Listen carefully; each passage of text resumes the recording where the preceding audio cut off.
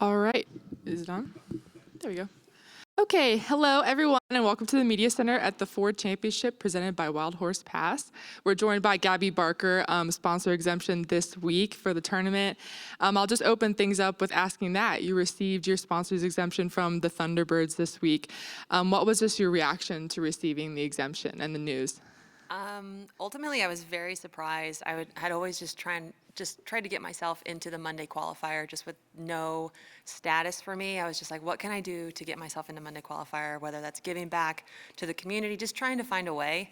And what was super funny was there was a group of people who happened to get on a makeshift phone call, which was to talk about the children's clinic that I was going to be a part of, that I already said yes to. And all these people are on this call and they start talking about the kids clinic, and then all of a sudden they go, "Nah, we're just kidding. Gabby, we're here on this call to tell you that we're gonna give you the sponsor exemption into the Ford Championship." I mean, tears are rolling and everything was just like, am I really getting this sponsor exemption? And they were super excited, and I'm just fortunate that the Thunderbirds were able to give me the opportunity to get out there and showcase my game in front of the world alongside the best players in the world. That's an awesome story. I did not know that. You're also the first female Native American professional golfer. Just talk about how excited you are this week, not only to be teeing up for yourself, but as a representative of your culture. I think it's very unique, especially being here with Gila River. It is such a great opportunity to have that connection to them and the culture that I have. And Indian country has always been super positive and uplifting in every aspect of my life, including golf specifically. So to be able to go out there as a Native American woman and to be able to showcase this alongside other amazing women and to have Gila River support the LPGA is just beautiful. Next question. Could you talk a little bit about your background in golf and kind of your journey up to this point, just for those fans and media that are not aware? So I started golf when I was 6. I wasn't really a big golfer until I hit maybe 13, 14 years old, and I played every sport under the sun, basketball, tennis, everything like that, and then I just kind of fell in love with the game.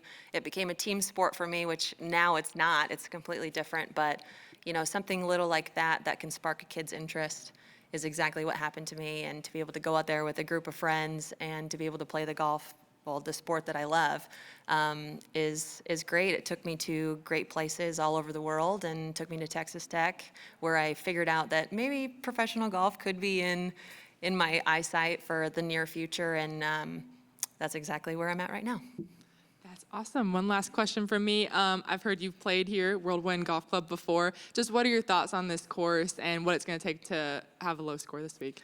Well, one, having the LPGA tournament here at Whirlwind at my home course here in Arizona is just spectacular. It's like you show up one day a week ago and this course is already in pristine shape, but now with everything up, the grandstands, all of that, it is absolutely beautiful. The course is going to be a great challenge, I think, for the LPGA players this week, and I'm looking forward to how the course holds up and just super excited about it. Awesome. We'll open it up now in the back here first. Yep, for you all. Hey, Gabby. Hi.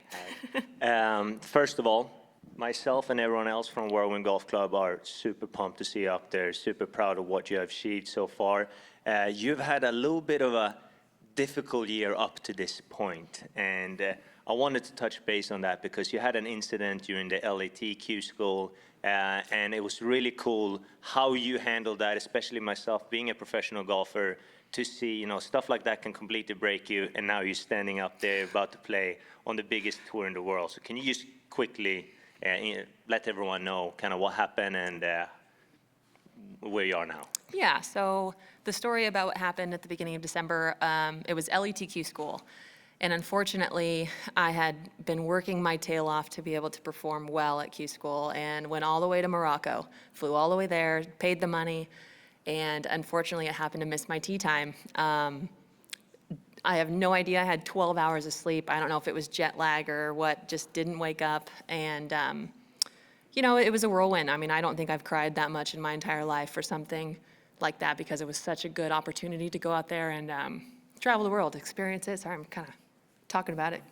Still hurts. But now it's like, I don't think I would be where I was without that.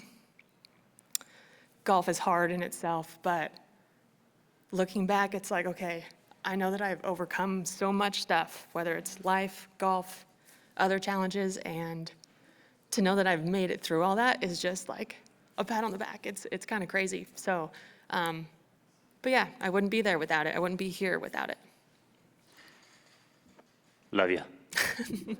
All right, in the front here, Candace. Hi, Gabby. I wonder, could you talk a little bit about the relationship you might have with Nota B'Gay? Yeah, so that is such a great, I love the story. So back when I was at Texas Tech, I was playing really well, and my coach knows Nota B'Gay really well. They grew up in the same area in New Mexico.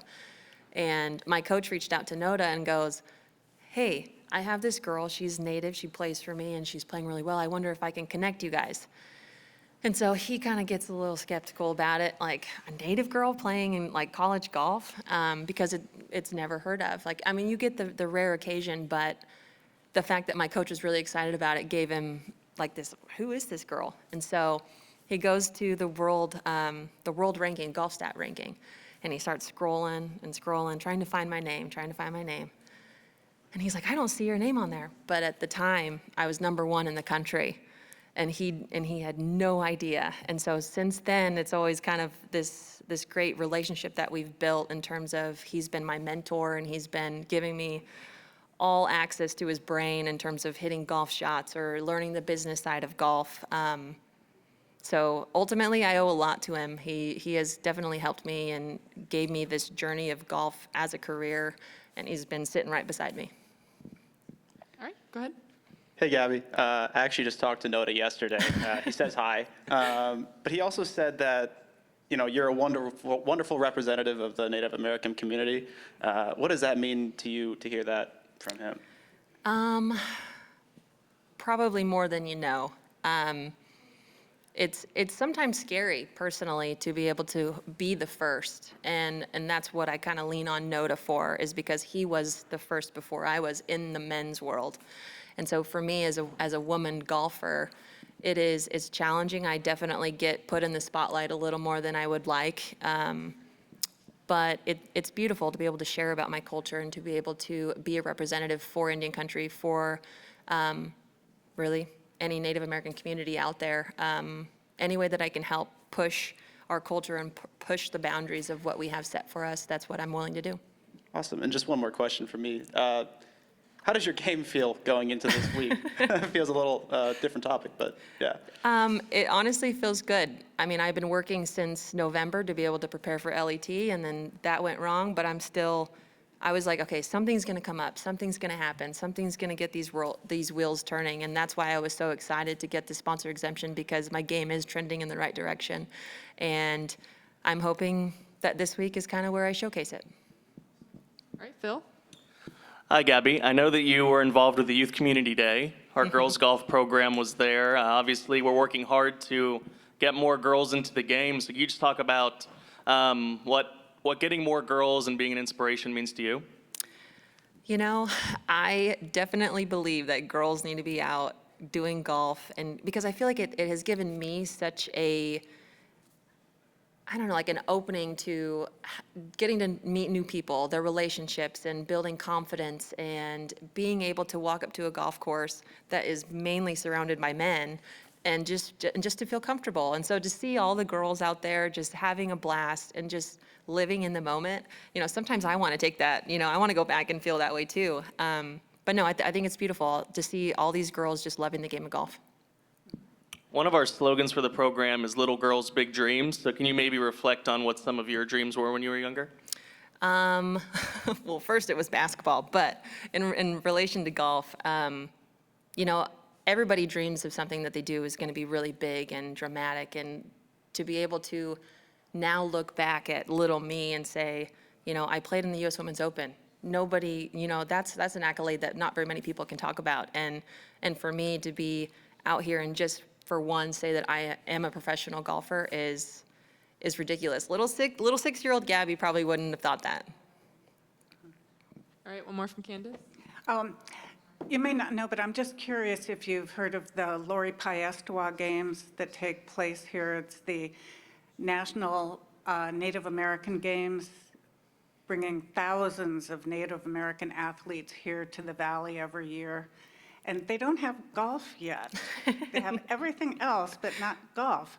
So that might be something. Maybe that's something we can work on. You might want to lobby for that, especially talking about getting girls in golf. They have Native girls doing weightlifting, basketball, volleyball, everything, except golf. I think that's something that we can work on.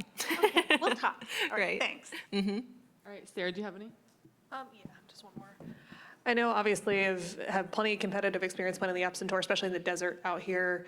When you look back at your time in the Epson Tour, do you feel any more prepared to kind of tackle an opportunity like this? Just having so many competitive reps under your belt, especially in desert golf?